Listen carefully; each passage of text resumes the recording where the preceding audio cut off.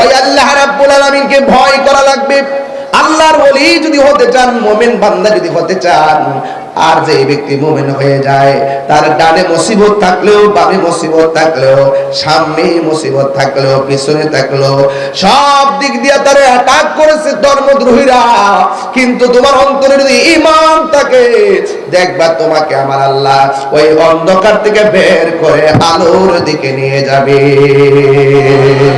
আল্লাহু ওয়ালিয়ুল্লাযীনা আমানু ইউখরিজুহুম মিনাজ যুলুমাতি ইলান নূর। আল্লাহ রাব্বুল আলামিনকে ভয় করে লাভ আছে না নাই? শুধুমাত্র তাই নয়, আল্লাহর বন্ধু যারা হবে অবশ্যই তাদেরকে ঈমান ওয়ালা হতে হবে। ঈমানদার ছাড়া, ঈমান ছাড়া আল্লাহর ওলি হওয়া যায় না। আর আল্লাহকে যারা ভয় করে তারাই ওলি হয়। এই জন্য আমার ভাইয়েরা, আল্লাহর ভয়টা কেমন হতে হবে?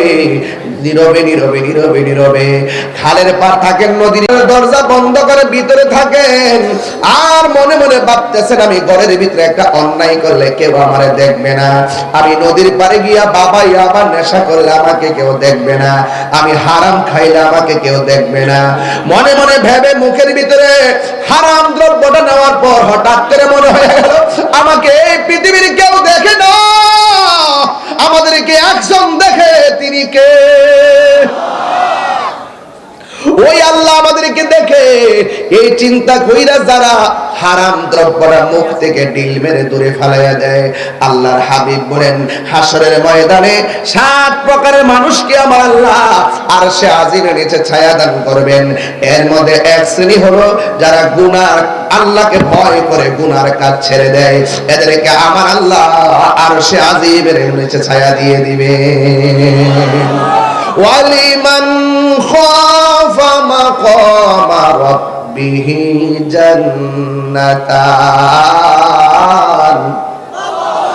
যারা আল্লাহকে ভয় করবে এদেরকে আমার আল্লাহ একটা জান্নাত দিবে না।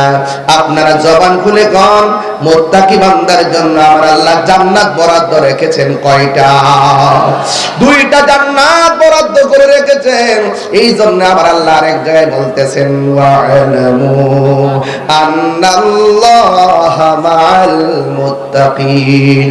তোমরা জেনে রেখো, তোমাদের সঙ্গে যদি পৃথিবীর কেউ সাপোর্টেড না হয়, তোমার অন্তরে যদি আমি আল্লাহর ভয় থাকে, আমি আল্লাহ বলে দিলাম তোমাদের সাথে আমি আল্লাহ রয়েছি। ওয়ালামু আন্নাল্লাহা মা'আল মুত্তাকিন।